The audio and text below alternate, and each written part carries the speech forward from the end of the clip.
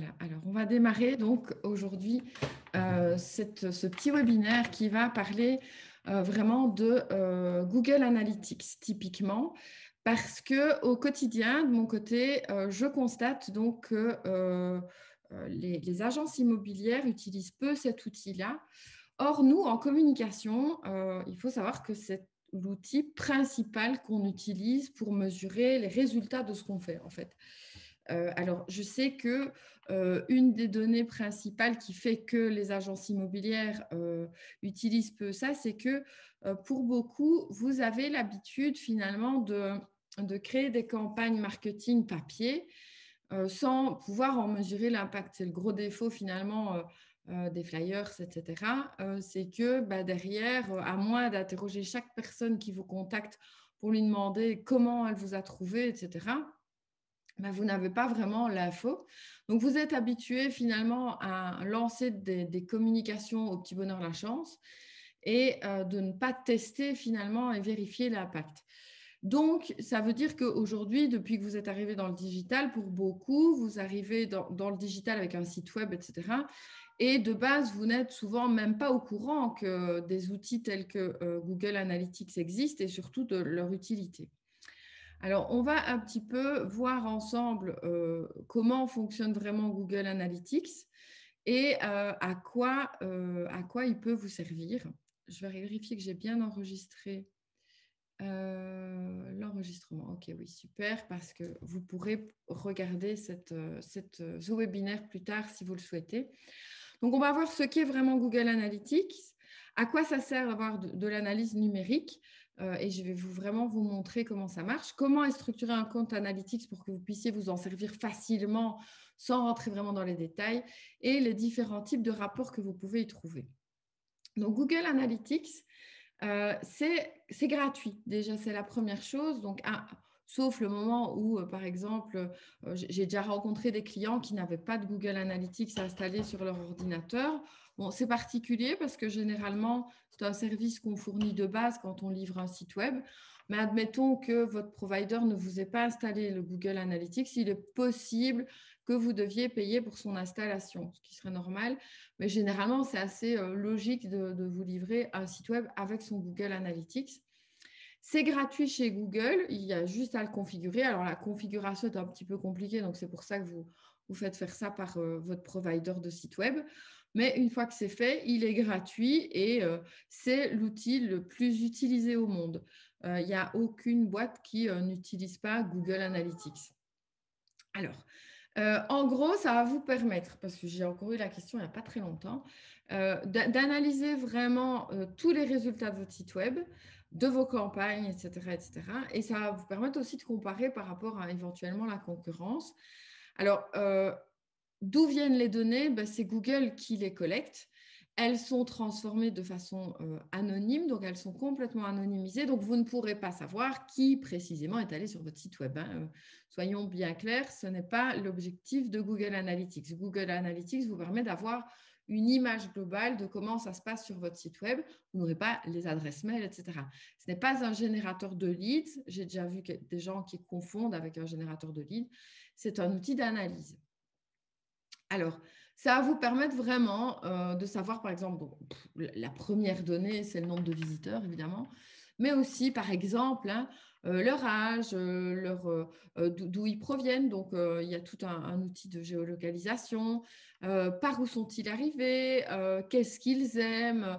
Mais ça va beaucoup plus loin. Si vous poussez l'analyse, on peut avoir même un petit peu une image du level, par exemple, de culture de vos followers, etc., etc. Ça va vraiment très, très loin. Maintenant, nous, on va voir la base qui est utile de base quand vous faites de la communication. Donc, on va vraiment voir la base qui est utile dans un premier temps et que je conseille généralement à mes clients de connaître un petit peu parce que quand on fait, par exemple, les points mensuels avec eux, on va plus loin dans l'analyse. Mais au quotidien, les bases qu'on va vous donner aujourd'hui peuvent déjà vous donner pas mal d'indications.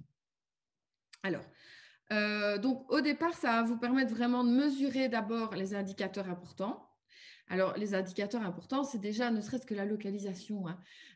Ensuite, ça va vous permettre aussi de générer des rapports. et de pouvoir ensuite analyser le parcours de vos visiteurs et de vous dire, OK, pourquoi est-ce que, allez, admettons que vous ayez sur votre site web un formulaire de demande d'estimation et que vous n'avez jamais de demande d'estimation. Et vous vous dites, bon, c'est bizarre parce que j'ai ce formulaire, personne ne s'en sert. Mais évidemment, il va falloir voir par où les gens arrivent sur votre site web en premier et est-ce que la page où ils arrivent régulièrement les ramène vers ce formulaire d'estimation. Si ce n'est pas le cas, il vous suffit d'ajouter un call to action, donc un appel à l'action, ça peut être un bouton ou autre, qui va ramener vers votre page. C'est une question de logique, hein, quelque part.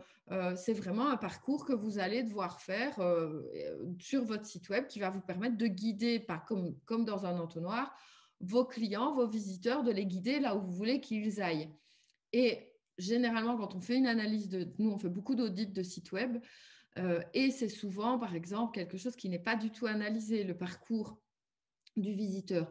Vous allez avoir en masse, par exemple, beaucoup de visites sur les pages de biens. Or, généralement, il n'y a aucune page de biens qui est prévue pour l'optimisation et pour guider les clients et les visiteurs vers les outils que vous voulez qu'ils utilisent. Donc, vous voulez qu'ils s'encodent et ils ne s'encodent pas parce que votre page ne le prévoit pas. Or, c'est la page la plus visitée. Généralement, la page d'estimation, elle est en bouton en haut à droite ou bien elle est carrément perdue sur une page de service. Or, si vous ne guidez pas les gens, ils ne vont pas arriver à faire ce que vous désirez qu'ils fassent. Alors, généralement, en marketing, on parle vraiment d'un processus qui s'appelle le processus, bon, c'est super classique, hein, See, Think, Do, Care. Alors, c'est quoi See, c'est quand c'est l'étape, les gens vous voient, et ils entendent parler de vous une première fois. Généralement, c'est sur les réseaux sociaux. Donc, le See, c'est en premier, donc la communication. Vous parlez de vous, vous faites parler de vous. Ça peut même être les panneaux, par exemple, le See. Mais ensuite, il y a le think, donc c'est quand les gens vont carrément faire une action dans vos communications pour arriver sur votre site web. Donc, vous mettez un lien sur vos réseaux sociaux, vous présentez un bien et vous ramenez les gens sur votre site web. C'est l'acquisition, c'est-à-dire que vous avez amené les gens à vraiment vous connaître et vraiment penser à vous et vraiment arriver sur votre site web. La conversion, c'est l'étape la plus importante pour tout le monde, c'est vous transformer le visiteur en client. Donc, ça peut être la conversion en acquéreur, mais évidemment, les agences immobilières veulent plutôt des conversions en vendeur. Donc, pour ça, évidemment, généralement, vous attirez les gens par l'acquisition acquéreur parce que vous avez des biens à vendre et que c'est comme ça qu'on amène les gens plus facilement sur le site web. Mais ensuite, il faut les convertir aussi en vendeurs. Il faut savoir qu'un acquéreur, souvent, a un bien à vendre. Enfin, il y a généralement 1 sur 3 qui a un bien à vendre, mais qui ne pense pas à vous. Il pense à vous pour le bien qu'il veut vous acheter, mais il ne pense pas à vous pour le bien qu'il veut vous confier. Donc, on va convertir, il va falloir guider le chemin de cet acquéreur vers le fait de devenir vendeur. Et donc là, c'est de la conversion. Alors, bien sûr que quand on convertit un visiteur en acquéreur, c'est déjà une très belle étape parce qu'il rentre ensuite dans votre base de données. Une fois qu'il est dans votre base de données, on va essayer de le convertir en vendeur par d'autres chemins. Ça peut être des chemins extérieurs au site web, etc. Et le care, c'est quand le client vous considère comme l'agence immobilière de référence dans sa vie et qu'il ne pense qu'à vous en tant qu'agence immobilière, voire qu'il parle de vous en tant que référence. Alors, qu'est-ce que Google Analytics va vous permettre de faire? D'abord, de bien connaître votre audience et ensuite voir ce qui est performant dans votre communication et ce qui ne l'est pas aussi. C'est vraiment très important. Ensuite, le parcours de l'internaute, puis c'est tout ça qui va vous permettre d'améliorer votre site web. De base, votre site web, généralement, n'est pas hyper efficace. Alors, ça semble dur dit comme ça, mais généralement, quand vous allez dans une agence IT qui vous fait un site web et qui d'habitude fait des sites web un peu dans tous les sens, donc pour, je sais pas moi, pour un DJ, un site web pour un DJ, un site web pour un marchand de chaussures, etc. Mais forcément, ce n'est pas à l'agence qui n'est pas spécialisée dans votre domaine de comprendre quels sont les chemins que votre client doit faire. Généralement, pour comprendre tout ça, il faut vraiment être dans le milieu de l'immobilier. Et donc, c'est petit à petit qu'on va pouvoir constater les failles de votre site web et l'amener à atteindre ses objectifs qui ne sont souvent pas très définis au départ. Et puis, petit à petit, vous pouvez améliorer les résultats. Alors, vous allez vraiment avoir du coup un plan de mesure concret. Donc, généralement, pour être très clair, on va généralement sur Analytics pour nos clients au minimum une fois par semaine et la plupart du temps, on y va tous les jours. Donc, vous devriez avoir connaissance de l'état de votre site web au quotidien, l'état de visite de votre site web au quotidien. Donc, vous allez donc devoir d'abord au départ réfléchir aux questions principales. Donc, votre site, il sert à quoi? C'est quoi votre objectif principal quand vous avez fait votre site? Est-ce que c'est informer les gens que vous existez? Est-ce que c'est vendre des biens? Est-ce que c'est prendre des rendez-vous? Je suis allée récemment sur un site web où donc on sait, le client me dit d'abord, donc c'est pour un audit, hein, le client me dit d'abord, oui, alors nous, notre objectif principal, c'est d'avoir plus de mandats. C'est l'objectif principal de toutes les agences immobilières actuellement. Et son formulaire commence par « Nous trouverons le bien de votre vie ». Ce n'est pas avec ça que vous allez avoir des mandats, évidemment. Le formulaire, il est mal foutu pour ça. Donc, les objectifs ne sont pas définis au départ de la création du site web. Et comme vous n'avez pas le bon objectif principal, le site web, il est fait de façon erronée. Et donc, tout le site web est fait pour l'acquéreur dans son cas. Donc, c'est logique que ce site web ne génère pas de mandat. Et ça se voit dans les statistiques analytics. Alors, vous devez vraiment au départ avoir des objectifs très précis et des indicateurs clés de performance. Exemple, qu'est-ce qui indique que vous avez atteint votre objectif de conversion? C'est quand un client s'est encodé sur votre site web et il a affiché la page « Merci de vous être encodé, nous vous recontacterons prochainement ». Ça, c'est une conversion efficace et ça va être mesuré dans Google Analytics. Alors, il y a vraiment 3 grandes familles de critères qu'on observe. Donc, les critères d'acquisition, donc par où les gens sont arrivés, etc. Qu'est-ce que le marketing a généré? Et la conversion, donc à quel moment est-ce qu'on a vraiment converti un client jusqu'à ce qu'il s'encode et qu'il vous donne des infos sur lui et sur ses problèmes et sur ce dont il a besoin chez vous. Alors, on va voir vraiment dans Google Analytics comment ça marche avec les 5 types de rapports. Donc ici, c'est une page d'accueil type de Google Analytics. Alors, on va voir, c'est un détail au départ, mais on va rentrer on va aller chez un de mes clients. Donc, le rapport en temps réel, c'est vraiment un instant T. Les gens sont sur quelle page? Ils sont combien pour le moment? Généralement, quand on lance une campagne marketing, c'est un rapport où on va très souvent parce que… Donc, le rapport en temps réel, vous lancez une opération marketing à un instant T, vous pouvez aller voir si vraiment les gens viennent voir ce qui se passe sur votre site web. Donc, exemple, vous venez d'annoncer une grosse promotion immobilière et vous avez mis un bon budget marketing dessus parce que vous souhaitez vraiment que cette promotion immobilière ramène des résultats très efficaces immédiatement. Quand vous lancez votre com, vous allez voir immédiatement s'il y a beaucoup de visiteurs. Et on voit vraiment en flèche monter le rapport en temps réel. C'est un rapport qui est très intéressant, évidemment, à ce niveau-là. Et voilà, le rapport en temps réel, alors il est toujours aussi très amusant parce qu'on voit aussi vraiment d'un point de vue local où se trouvent les gens qui sont en train de regarder vos pages. Alors, c'est amusant parce qu'on va se rendre compte qu'on a aussi des visiteurs qui viennent d'on ne sait où, hein, qui viennent de très loin, en fait. Et pourquoi ils sont là? Parfois par pur hasard, mais bon, voilà. Ce qui va aussi vous permettre, par exemple, de repérer des grosses erreurs de com. Je vous prends un exemple. On avait un client qui est arrivé chez nous et qui faisait gérer son Google Analytics ailleurs. Et en fait, il voulait viser la Wallonie. Bon, ok, donc c'était un constructeur. Hein. Il visait la Wallonie et en fait, la personne qui avait configuré son Google Analytics n'y connaissait de toute évidence, son Google Ads, pardon, n'y connaissait de toute évidence rien du tout parce que cette personne avait ciblé la Wallonie, elle avait exclu la Flandre, mais elle n'avait pas exclu le reste du monde. Résultat, ce client-là, il payait, c'était un client, bon, les grosses sociétés de construction, mettre beaucoup d'argent mensuel, hein. Je pense qu'il mettait 4 000 à 5 000 € par mois en Google Ads. Et donc, ce client-là payait 4 000 à 5 000 € par mois en Google Ads pour arriver premier dans les résultats Google. Or, la plupart de ces résultats étaient cliqués partout dans le monde, autre qu'en Wallonie. Il y avait en tout cas un bon 80% de l'audience qui provenait de Google Ads, qui ramenait sur le site web et qui était genre en Ouganda et des choses comme ça. Donc, c'était de l'argent complètement jeté par les fenêtres. Typiquement, c'est sur Google Analytics qu'on va aussi avoir l'attention attirée sur ce genre de problème. Bon, là, c'est vraiment une très mauvaise configuration, évidemment.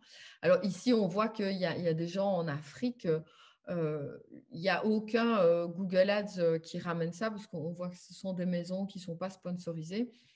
Maintenant, on ne peut pas empêcher les gens, évidemment, de tomber sur votre agence. Ou alors, parfois, on se rend compte aussi qu'il y a…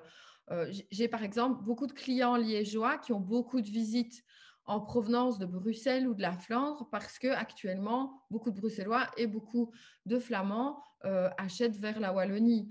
Donc, on ne se les cible pas au début de la com et puis on se dit, ah tiens, il y en a quand même beaucoup. Et finalement, nous, on va faire la corrélation avec l'agence. On va dire, tiens, est-ce que tu as beaucoup de clients qui viennent de Flandre? Est-ce que récemment, tu as été contacté? Quand on nous dit oui, on en déduit évidemment qu'on doit déplacer et faire un peu de com sur la Flandre pour aller chercher ces clients-là aussi. Alors, ça, c'est le rapport. Donc, on vient de faire le rapport en temps réel. Le rapport d'audience, c'est un rapport qui va vraiment vous permettre de bien connaître vos visiteurs. Donc, on va avoir dedans le nombre de visiteurs, leur centre d'intérêt, leurs habitudes de connexion, le temps passé sur le site, leur âge, leur origine démographique. C'est assez précis. Et par exemple, un des trucs les plus importants, donc ici, on est sur une semaine sur un site d'un client. Donc, on va voir que ce client a eu donc 1740 nouveaux utilisateurs sur 2627. Donc, il a quand même des utilisateurs récurrents qui reviennent. Donc, ça, c'est bien, c'est rassurant. Et ces 2627 utilisateurs ont fait 4132 sessions. Donc, ils sont venus plusieurs fois. C'est toujours très intéressant. Et ces 2627 utilisateurs ont regardé 18 340 pages et on voit que la moyenne des utilisateurs va regarder 4,44 pages par visite. La moyenne de la durée de consultation est de pas loin de 3 minutes. Alors, il faut savoir que en immobilier, on est entre 2 et 5 minutes de visite. En dessous, c'est inquiétant. Au-dessus, c'est carrément génial. Mais voilà, 3 minutes, c'est vraiment bien. C'est très correct. Et alors, dans ce rapport d'audience, on va pouvoir voir donc, quelle est la langue des gens, ce qui va vous permettre aussi de vous demander si vous ne devez pas faire traduire votre site web. Ici, on voit qu'en quatrième, on a de l'anglais. C'est 1% des visiteurs, donc on peut s'en passer. On peut se passer de traduire le site. On a quelques autres langues, hein, mais c'est vraiment très mineur. Donc, ça permet de nous dire, bon, le site doit rester en français. Et puis après, on va pouvoir rentrer vraiment dans le détail, regarder quel navigateur les gens utilisent. C'est important aussi, le navigateur. Par exemple, vous allez voir que vous avez 60% d'utilisateurs qui utilisent Safari. Or, votre site web n'est pas conçu correctement sur Safari. Quand on le teste sur Safari, il ne marche pas bien. C'est très important parce que ça vous permet vraiment de vous dire, OK, moi, il faut qu'on corrige les erreurs dans Safari. Ça arrive très régulièrement. Ça, par exemple, j'ai encore eu dans un dernier audit de site web, on a eu un client, toutes ses photos de biens n'apparaissaient pas sur Safari et il avait genre 45% de visiteurs qui utilisaient Safari. C'est plutôt grave, évidemment. On va pouvoir voir aussi si on est avec quel service, quel fournisseur de services, le système d'exploitation sur mobile, etc., etc. Ça rentre vraiment fort dans les détails, mais je ne vais évidemment pas rentrer trop dans les détails non plus. Maintenant, le rapport d'audience est aussi très efficace. Par exemple, je vais vous remontrer sur l'analytics que je vous montrais là. On va reprendre le rapport d'audience, sa vue d'ensemble.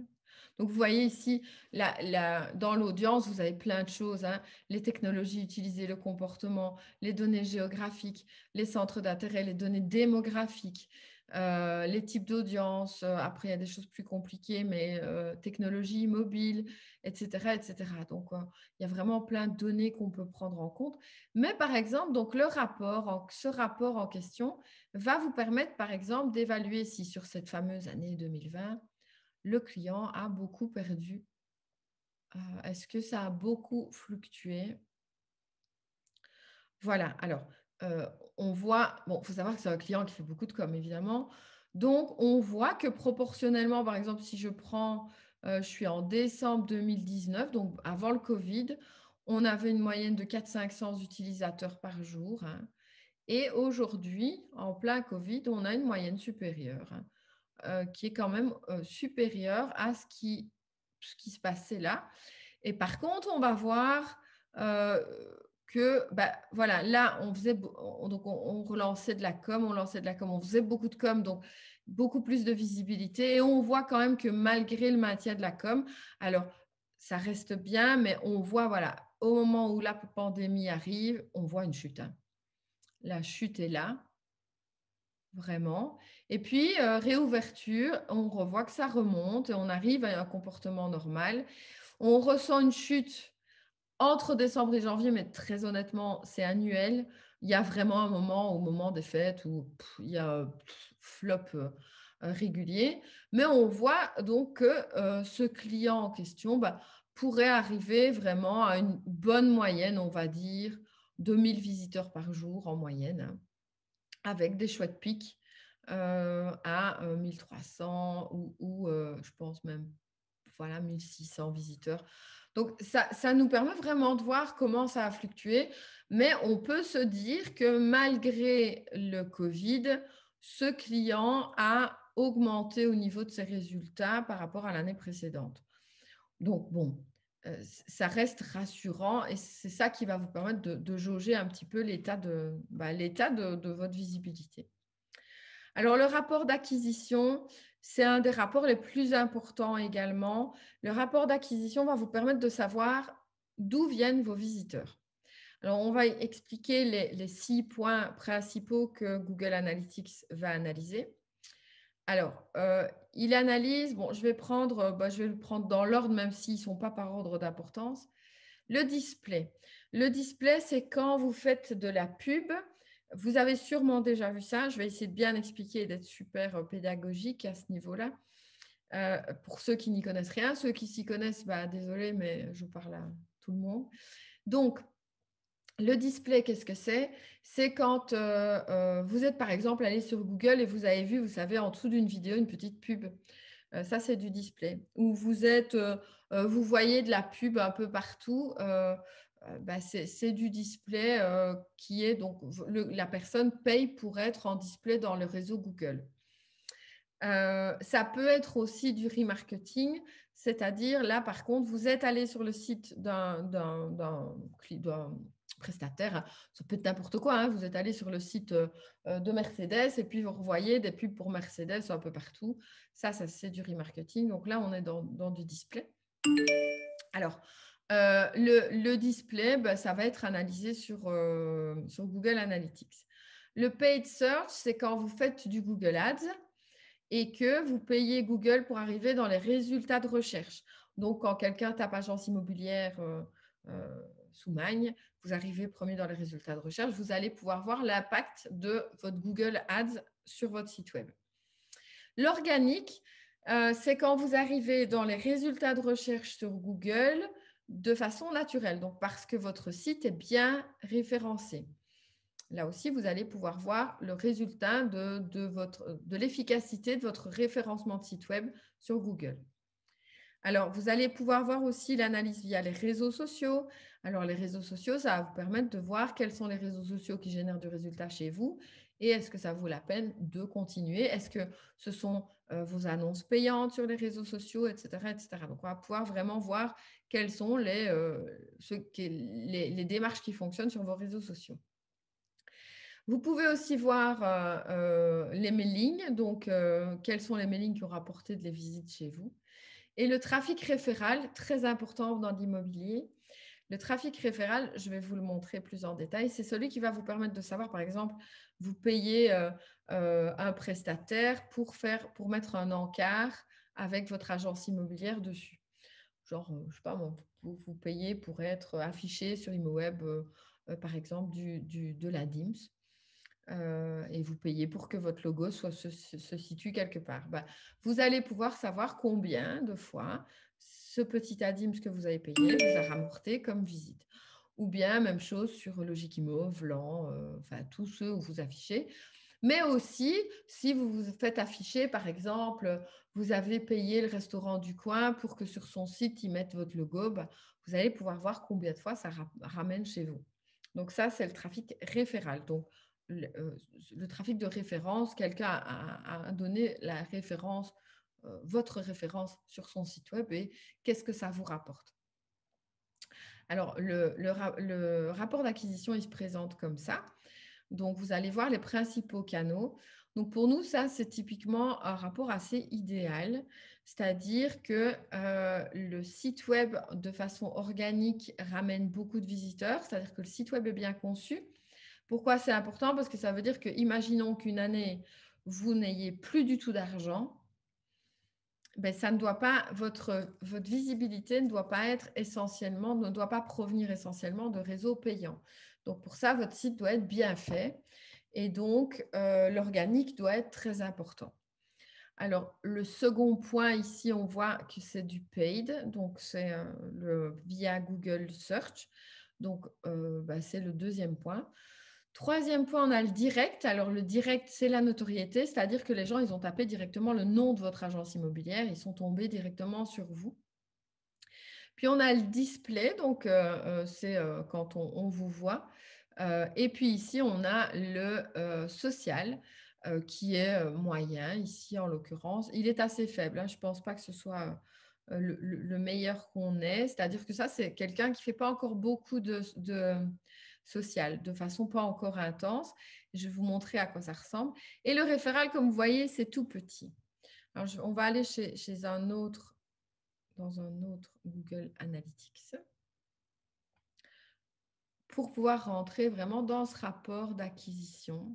Donc, ici, vous voyez cet écran. Donc, vous avez 30% d'organique, donc le site web est bien configuré, 28% de réseaux sociaux et donc 19% de direct, donc de notoriété. Alors, pourquoi? Parce que ce client-là travaille beaucoup sa notoriété sur les réseaux sociaux aussi, avec des petites vidéos où il présente l'entreprise, etc. Ce qui veut dire que les gens ont l'impression de les connaître et ils vont taper directement le nom de l'agence sur Google et tomber directement sur l'agence. Donc, ici, on voit que tout cumulé, le non payant, finalement, rapporte vraiment une majorité des visites et que donc, petit à petit, ce client-là paye de moins en moins, finalement. Et s'il veut donner un coup de boost, il n'a qu'à payer un peu plus à un moment. Mais ça va vous permettre de vraiment, normalement, avoir un contrôle assez global de vos dépenses puisqu'on est dans une stabilité assez intéressante. Donc, on a l'organique en premier, le social, puis le direct, puis le payant. Alors, on peut rentrer dans le payant et savoir exactement, voilà, on va voir ce que les gens ont tapé pour tomber sur l'agence. Alors, si je rentre encore un peu dans les détails, le display, donc la pub plus générale, le référal, et là, le référal, vous allez voir, c'est très intéressant, très instructif.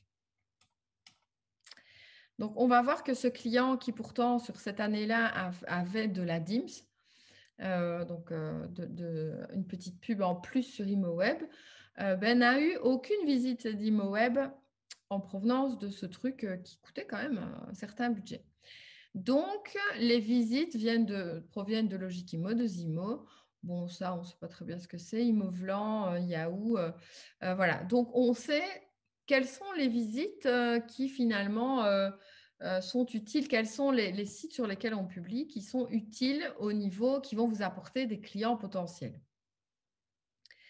Donc, là, c'est toujours intéressant de rentrer dans ce détail. Et puis alors, par exemple, dans l'acquisition, une autre des données importantes, ah pardon, je me trompe, je dis n'importe quoi. Voilà, là, ça vous permet en fait de voir à quoi servent vos investissements. Et c'est quand même très efficace de savoir ce que vous pouvez supprimer finalement. Google Analytics a permis à ce client-là de conclure que, OK, ça ne me sert à rien de faire la DIMS, donc je retire la DIMS et je réinvestis dans un autre truc qui va me rapporter plus de visibilité. Alors, oui, également dans les visites, dans le rapport d'acquisition, vous allez aussi pouvoir voir quels sont les réseaux sociaux qui vous rapportent des visites. C'est vraiment très important de rentrer dans ce genre de détails parce que ça va vous permettre de savoir, par exemple, que vous bossez comme un fou sur Instagram et ça ne vous rapporte rien du tout. Donc, c'est en ça que pour le moment, on dit clairement que Instagram est encore très secondaire parce qu'au niveau des résultats, il n'a pas un résultat efficace. Alors ensuite, on va avoir le rapport de comportement. Donc, comment fonctionne le site? Quelles sont les choses qui se vendent le plus? Quelles sont les pages les plus visitées? Les mots-clés utilisés, etc. Alors, on va aussi voir les chemins empruntés par vos visiteurs. Donc, si je reprends mon exemple, on va fermer l'acquisition, on va ouvrir le comportement. On va prendre la vue d'ensemble du comportement. Voilà, on voit que sur l'année, ce client-là a comptabilisé 1 438 000 pages vues. Et là, le temps moyen sur une année est évidemment plus court. Et quelles sont les pages les plus consultées sur ce site? Bon, voilà, ça c'est un détail. Et alors, on va pouvoir voir aussi le contenu du site. Et on va voir également quelles sont les pages les plus consultées, dans quel ordre, etc. Mais je vous donne un exemple, par exemple. Je vais quand même regarder si je vois vos questions et commentaires. Je ne peux pas les partager. Je ne peux pas les afficher pendant le partage, ce n'est pas grave. Je regarderai vos questions ensuite. Donc, par exemple, donc je vais prendre l'exemple de ce client-là. Il avait une résidence, donc un projet neuf. Et pour faire un rapport au promoteur, on va pouvoir lui dire, voilà, le bien, par exemple, s'il ne se vend pas, le bien a été vu 11 981 fois. Si, par exemple, le bien ne se vend pas, c'est qu'il y a un souci de visibilité. Et l'agence va pouvoir également prouver au promoteur qu'elle a travaillé sur cette promotion. À savoir, donc au départ, c'est de la visibilité classique. Et puis, ici, l'agence a clairement investi dans quelque chose. Après, on peut faire un rapport plus détaillé et rentrer dans le détail ici, je pense, de mémoire, que c'est une campagne sur Facebook. Ici, c'est encore une campagne sur Facebook avec du Google Search. Et ici, c'est un envoi d'emailing global qui va permettre donc de prouver au promoteur, voilà, on a fait tout ça et donc le bien ne se vend pas. Donc, ça vous permet vraiment de pouvoir démontrer aussi à vos clients ce que vous faites pour eux. On peut faire la même chose. Ici, j'ai pris ceci parce que c'est plus parlant sur une promotion immobilière que sur un bien tout seul, mais sur un bien unique, on peut également faire la même analyse. C'est d'ailleurs généralement ce qu'on fait pour nos clients quand ils en ont besoin. Alors, le taux de rebond, qu'est-ce que c'est? Le taux de rebond, oui, c'est important. Le taux de rebond, c'est la vitesse à laquelle les gens ont quitté votre site web sans avoir visité d'autres pages. Donc, c'est le taux de rebond moyen d'une page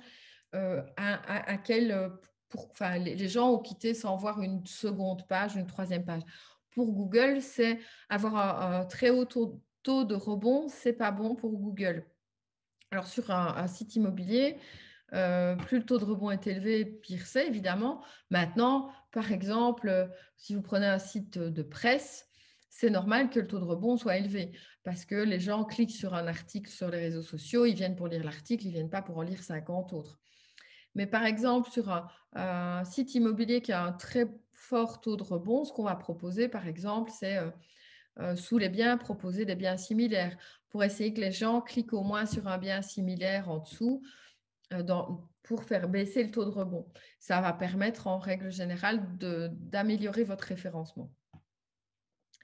Alors ensuite, on a le rapport de conversion. Donc, vous allez devoir, là c'est beaucoup plus compliqué, le rapport de conversion.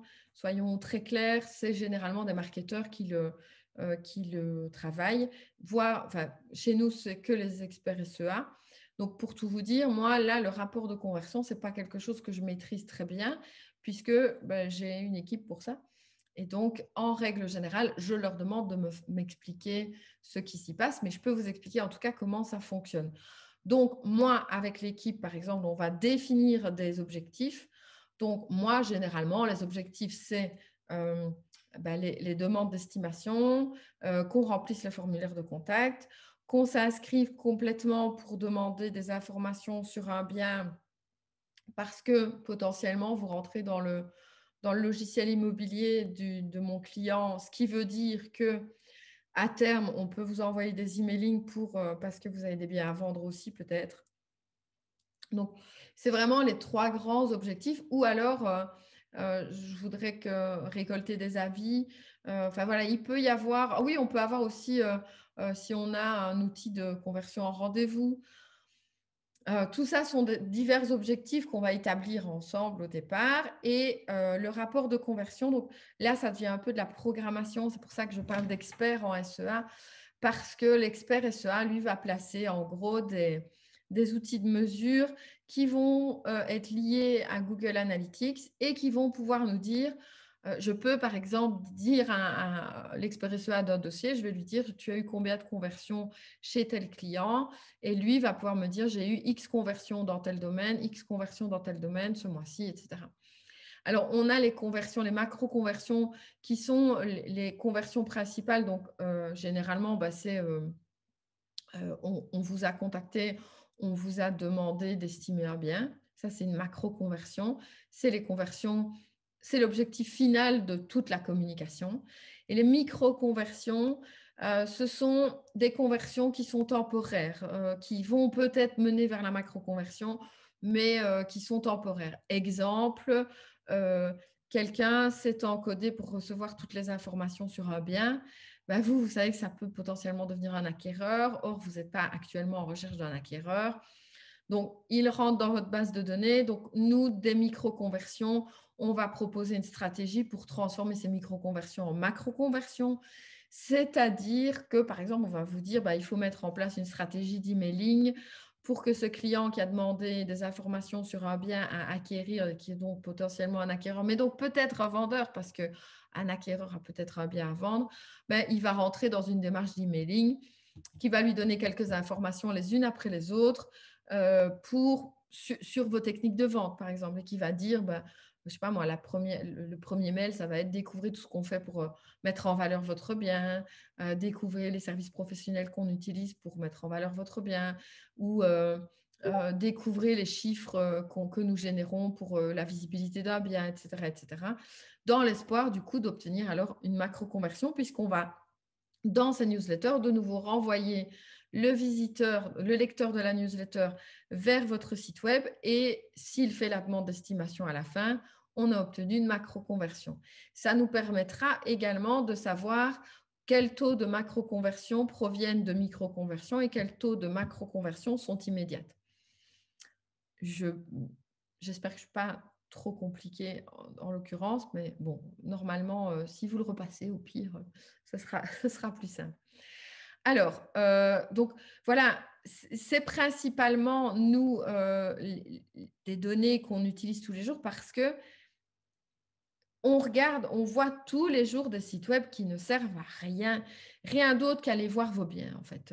La plupart des sites web ne servent pas à grand-chose d'autre qu'aller voir vos biens. Encore une fois, c'est la différence entre un site à 1 500 € que vous avez fait faire automatiquement via un prestataire automatisé et un site qui est entièrement conçu pour convertir vers un objectif. Donc ça, c'est de la réflexion. Après, ça ne veut pas dire qu'un site Internet a besoin d'avoir 365 000 pages. On a pas mal de clients, par exemple, on arrive sur des sites web où il y a des pages et des pages et des pages qui ne servent à rien au final. puisque c'est même pas, vous pourriez avoir par exemple 53 pages de service. Ça ne va pas être les pages les plus visitées, alors auxquelles vont un peu servir au référencement au niveau textuel, mais vous allez surtout avoir plein de pages hébergées pour rien et avoir finalement des pages qui vont être donc inutilisées, inutiles, pas visitées, et donc aux yeux de Google, elles n'ont pas de valeur réelle. Donc un site internet, vous devez vraiment le suivre au quotidien pour voir à quoi il sert et pour voir comment pouvoir l'améliorer. Ça s'améliore tous les jours sans difficulté. Donc, en premier, vous devez, avant de vous pencher sur un Analytics, vous demander quel est votre objectif. Donc, quels sont vos objectifs au départ? Et puis, sur base, alors, il faut savoir que Google ne vous propose pas, lui, des objectifs donc dans les rapports de conversion. Hein. Il a bien, et donc vous devez normalement en créer plusieurs. C'est pour ça qu'on est dans quelque chose que c'est très difficile de faire des rapports de conversion quand on est amateur.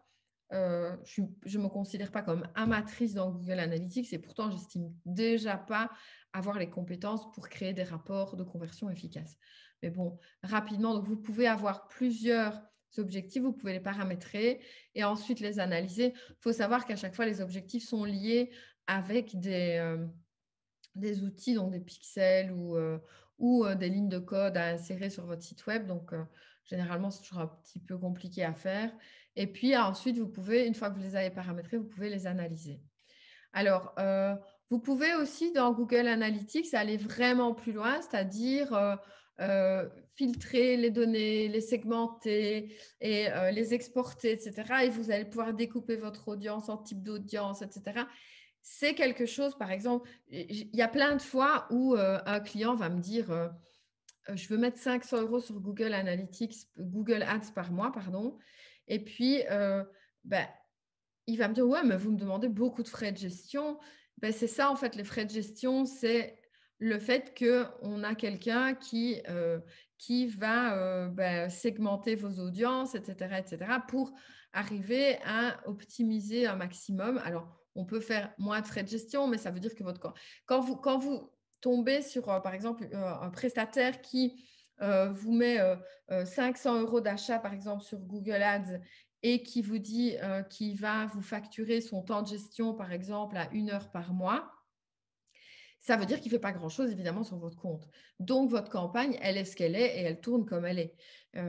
Donc, ça, il faut comprendre la différence entre l'un et l'autre. Évidemment, nous, dans notre cas, quand on a un client qui débute sur Google Ads et qu'il a des petits moyens, on lui explique ça et on lui explique, attention, on va lancer tes campagnes, mais derrière, on a très peu de temps d'exploitation, donc on peut aller beaucoup moins loin.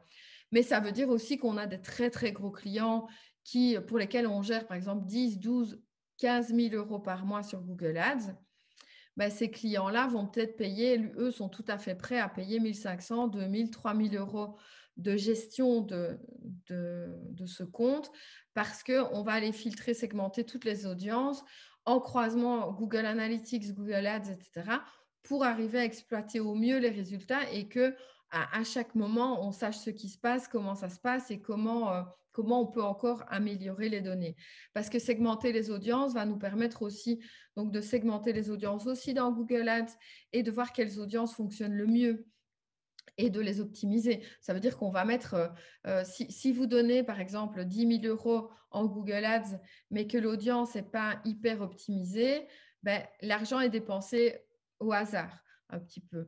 Quand on va plus loin dans les audiences, ça nous permet de nous dire, OK, c'est tel type d'audience qui va cliquer, oui, mais qui va cliquer et en plus devenir cliente. Ben, évidemment, on va mettre plus de budget hors de la somme qu'on nous a confiée. On va mettre plus de budget sur les audiences qui marchent le mieux.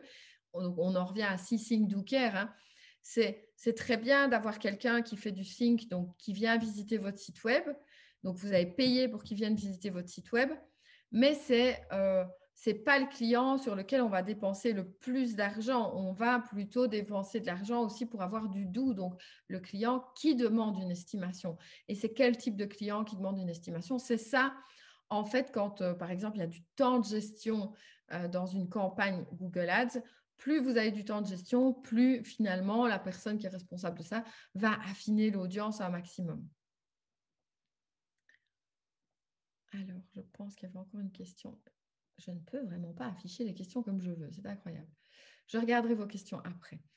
Alors, au niveau des résultats, vous allez pouvoir voir aussi combien, par exemple, sont francophones, combien sont des femmes, quel âge ils ont, etc.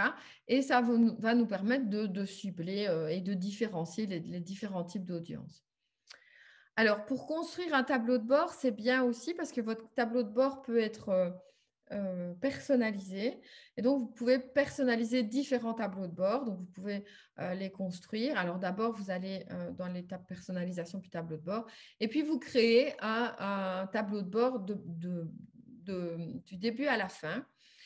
Et ça va vous permettre alors de peut-être ne voir que les données principales sans aller fouiller comme je viens de vous montrer. Vous pouvez avoir un tableau de bord personnalisé qui va vous montrer toutes les données qui vous intéressent uniquement à vous. Donc, votre tableau de bord vous permet de résumer et d'avoir une vue d'ensemble de votre problématique en un coup. Alors, vous pouvez aussi configurer des alertes. Nous, évidemment, on a énormément d'alertes configurées. C'est-à-dire, dès qu'il se passe un truc sur votre site web, on le sait. Donc, il y a un pic, par exemple, on reçoit un email pour dire, tiens, il y a un pic, il y a beaucoup de visites tout d'un coup. Qu'est-ce qui se passe? Et puis, nous, on va aller analyser. Alors, par exemple, on fait un bon mailing et on reçoit une alerte. Ça veut dire que le mailing a super bien marché. Donc, on est plutôt très content. Mais ça vous permettrait, alors dans le cas des agences immobilières, ça n'arrive jamais, mais ça permet aussi chez certains de nos clients de suivre tout ce qui est bad buzz, etc., de voir quand ça se calme, ou buzz positif aussi. Hein. C'est plus rare, mais voilà, c'est là, dans l'immobilier, on va dire que c'est vraiment anecdotique. Alors en conclusion, et puis je répondrai à vos questions, vraiment, Google Analytics, ça doit être dans votre stratégie marketing parce que c'est tellement, tellement, tellement, tellement central qu'on ne peut pas se passer de Google Analytics au quotidien. Alors, vous n'iriez même qu'une fois par semaine ou une fois toutes les 2 semaines, c'est déjà bien, mais je suis certaine que dans les gens qui sont là, il y en a qui ne savent pas du tout s'ils ont ou pas un Google Analytics. Je suis certaine aussi qu'il y en a beaucoup parmi vous qui en ont un et ne sont jamais allés voir Google Analytics. C'est interpellant, quoi. Alors, voilà, je vois dans les questions. Nous avons un nouveau site web et depuis lors, je n'ai pas la possibilité de voir le détail de chaque type d'acquisition de trafic. Est-ce lié aux permissions que donne le provider? Alors, ça dépend parce qu'il y a un tout nouvel Analytics. Je ne suis pas partie sur l'analyse du nouvel Analytics. Il y a un tout nouvel Analytics qui vient d'être lancé, qui n'est pas du tout pratique et qui donne un peu moins d'informations. Mais vous pouvez demander à votre provider de vous remettre la vue du Google Analytics dans l'ancien modèle. C'est encore possible et honnêtement, c'est préférable actuellement. Sinon, vous pouvez aussi ne pas voir certaines données parce que tout simplement, votre Google Analytics n'est pas configuré pour. Donc, un Google Analytics, ça se configure vraiment dans son intégralité. Donc, vous êtes obligé de configurer certaines données. Et puis, vous pourriez aussi très bien avoir un Google Analytics qui n'a pas, pour lesquels toutes les lignes de code ne sont pas mises sur votre site web, etc. Donc, en premier, je vous conseille de prendre contact avec votre provider, en effet, pour voir si. Et puis, si votre Google Analytics ressemble au nouveau modèle, donc plus du tout au modèle que je viens de vous présenter là, il n'y a plus de macarons, etc., ça vaut la peine de prendre contact, enfin, de demander à votre provider de repasser dans l'ancien modèle. Alors, est-ce que le référencement payant est indispensable pour que son site fonctionne correctement? Grosse question. Non, hein, de base, ça n'était pas indispensable. Soyons très clairs, on va être honnête. Ça n'était pas indispensable, tout comme les XL et L n'étaient pas indispensables sur ImoWeb, sauf qu'à partir du moment où vous le faites tous, celui qui ne le fait pas, il a moins de résultats que les autres. Donc, en gros, si tous vos concurrents le font, vous êtes quasiment obligé de le faire. Vous n'avez pas trop le choix. Alors, vous arriverez en résultat naturel, hein, mais je vais prendre un exemple d'une recherche que j'ai faite hier, typiquement. Hein. Donc, c'était des clients sur Bruxelles qui nous disaient qu'ils ne voulaient pas faire de Google Ads. Alors, je vais mettre... Ah oui, tiens, je vais vous montrer cette petite astuce aussi. Ce que je vous conseille quand vous voulez voir quelque chose de réellement probant, je vais vous partager mon écran.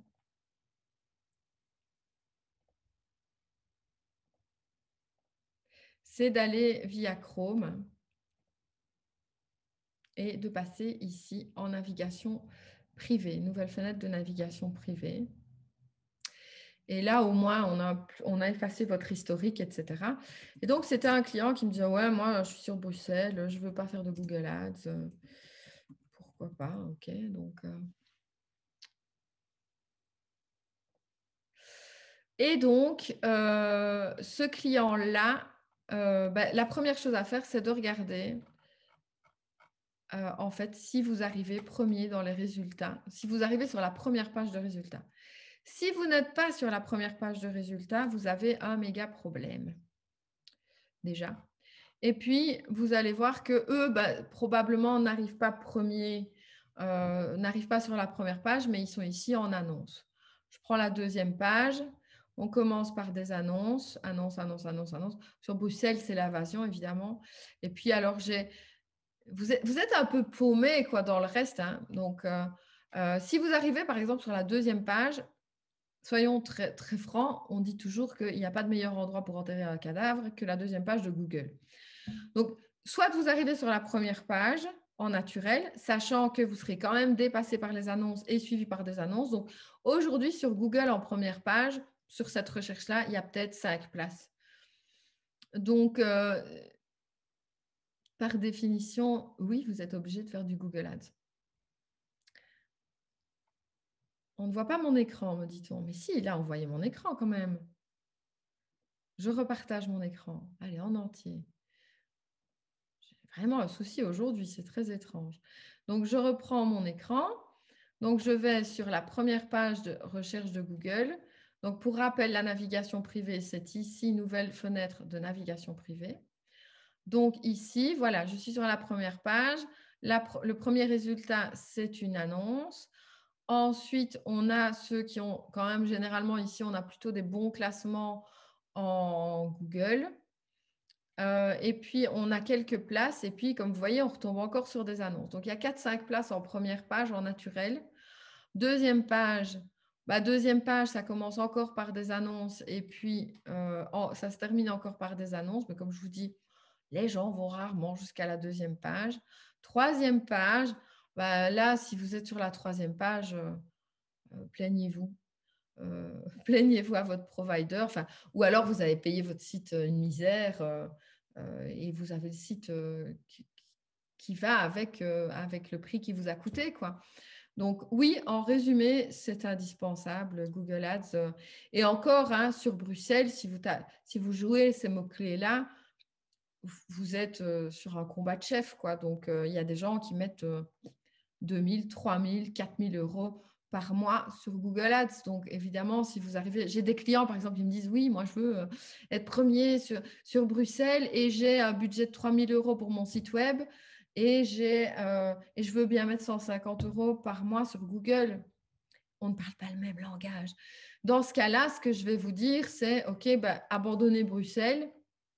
Et je ne sais pas, moi, vous êtes sur quelle région vous êtes sur quel quartier avec 150 euros par mois, travaillez plutôt un quartier plutôt qu'une ville.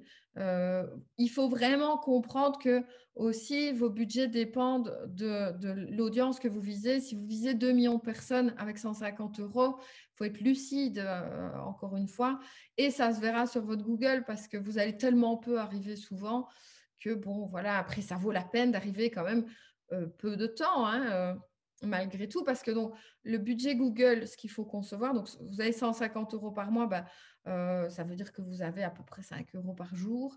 Le clic sur Bruxelles est souvent dans les 40 centimes, entre 20 et 40 centimes en fonction des heures. Ça va des fois jusqu'à 1, 2 euros en fonction du moment si vous êtes en plein rush. Donc, c'est des enchères, hein, Google Ads. Donc, si vous êtes tous en même temps, l'enchère va être de plus en plus chère pour arriver premier, en résumé.